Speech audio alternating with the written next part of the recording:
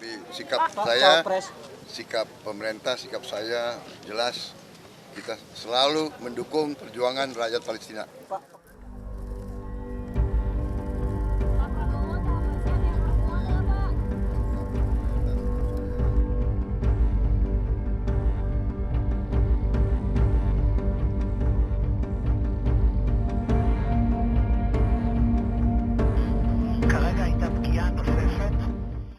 Tentunya berharap gencatan senjata ataupun konflik segera berakhir dan dilanjutkan dengan perundingan.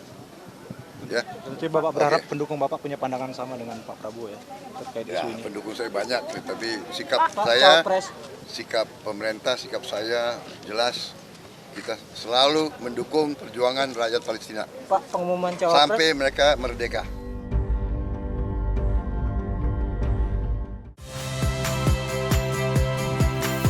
Saya Ihsan Sitorus.